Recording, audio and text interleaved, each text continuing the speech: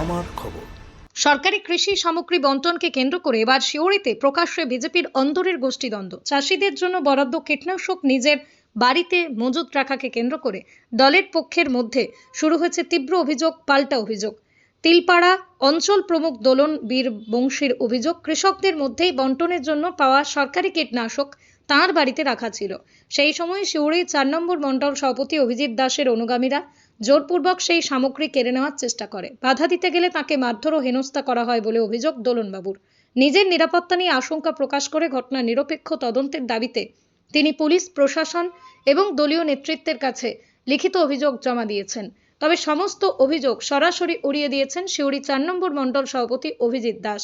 তাঁর দাবি, দোলন বীরবংশীর তোলা অভিযোগ সম্পূর্ণ ভিত্তিহীন ও অসত্য। পাল্টা প্রশ্ন তুলে তিনি বলেন, সরকারি কৃষি সামগ্রী নির্দিষ্ট কমিটির মাধ্যমে বন্টনের কথা থাকলেও তা কেন ব্যক্তিগত বাড়িতে মজুদ রাখা হয়েছিল? শুধু তাই নয়, ঘটনার সময় দোলনবাবু নিজেই বাড়িতে উপস্থিত ছিলেন না বলেও দাবি তাঁর। ফলে সরকারি কৃষি সামগ্রী বন্টনকে কেন্দ্র করে শিউরি বিজেপির অন্দরে যে গোষ্ঠীকন্দল প্রকাশ্যে চলে এসেছে তা নিয়ে রাজনৈতিক মহলে শুরু হয়েছে জোর চর্চা। এখন অভিযোগের সত্যতা কতটা তা নিরপেক্ষ তদন্তেই স্পষ্ট হবে। আজকে আমার বাড়িতে বিজেপির সব কার্যকর্তা তারা এসেছিলেন, যে আমার যে চাষিদের জন্য যে মালটা দেওয়া হয়েছে তারা ফর্মালিটি মেনটেন না করেই তারা জবরদস্তি এখান থেকে নিয়ে চলে যেতে চায়। কি নিয়ে যেতে চাইছে? যেসব কীটনাশক এসব যে মালপত্র কৃষি মান্ডি থেকে দেওয়া হয়েছিল চাষিদেরকে দেওয়ার জন্য চাষিদেরকে দেওয়ার জন্য নিয়ে যেতে চাইছিল। পুরো টিম এসছে, মন্ডল সভাপতি অভিজিৎ দাসের টিম। কখন এসেছিল তারা? তারা 12টা 12:30 নাগাদ। আচ্ছা, দলের নির্দেশে বাইরে চলছে? নিশ্চয়ই তারা দলের নির্দেশকে অমান্য করছে। তারা কি বলে? আমি একজন অঞ্চল প্রমুখ, আমাকে দায়িত্ব দেওয়া হয়েছিল মালকোটা চাষিদেরকে দিয়ে দেওয়ার জন্য।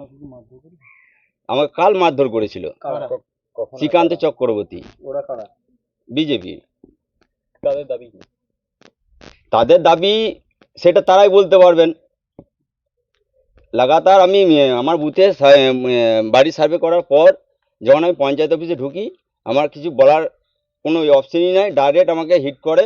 এবং শ্রীকান্ত চক্রবর্তী তিনি 94 নম্বরে বুথ সভাপতি এবং নিজেকে বলে যে আমি অঞ্চলে বিরোধী দলনেতা। ঢোকার পর কিল ঘুষি মার অকথ্য গালাগালাজ শুরু করে। আচ্ছা, কাকে কাকে জানিয়েছেন আপনি এই বিষয়ে? আমি হোয়াটসঅ্যাপের মাধ্যমে আমি জানিয়েছি, জেলা সভাপতিকে জানানো হয়েছে এবং আমি কালকে একটা জিডিও করেছি, থানাতে জানিয়েছি। ব্যক্তিগত কোনো ক্ষোভ ছিল? সেটা তিনিই বলতে পারবেন ব্যক্তিগত তার কি।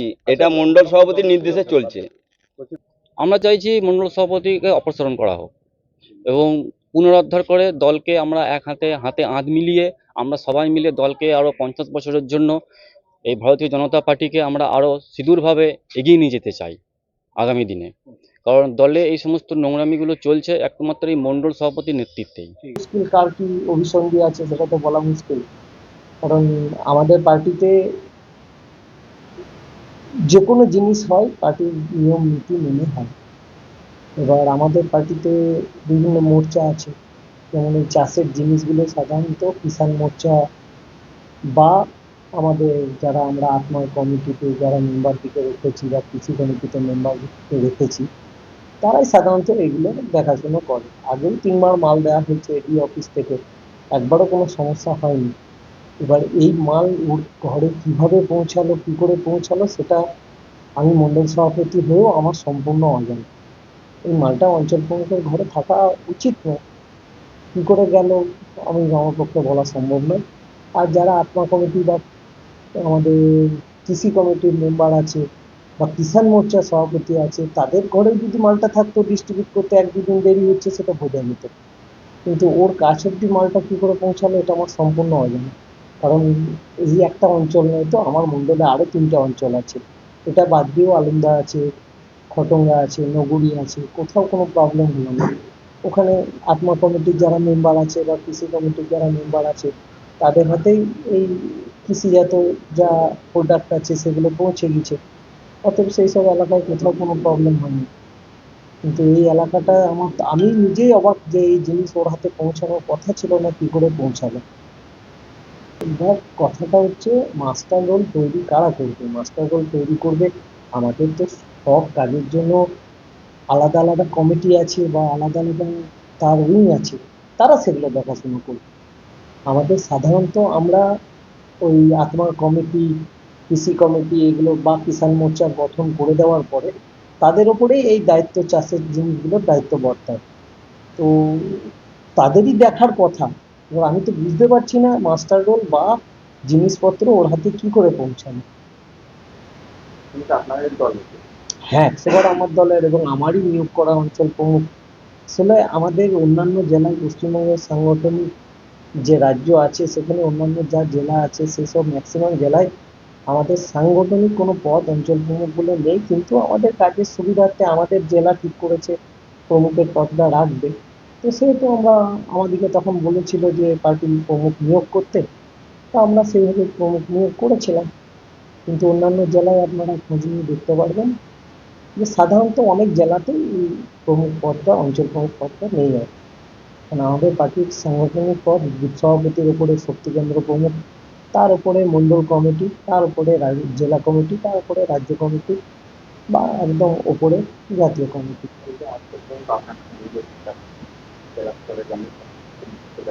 আমি আমার উচ্চ নেতৃত্বকে জানিয়েছি এবং আগেও বিভিন্ন রকম মানে ঘটনা যাই হয়েছে জেলা নেতৃত্বের গোচরে আছে।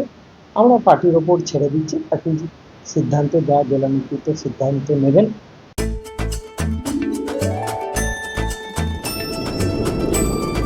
মনের সাথে স্বাদের যোগ করিয়ে দিল মোহনভোগ।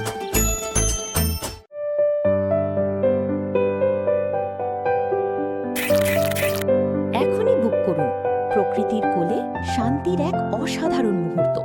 দেখতে চোখ রাখুন আমাদের ফেসবুক ও ইউটিউব চ্যানেলে।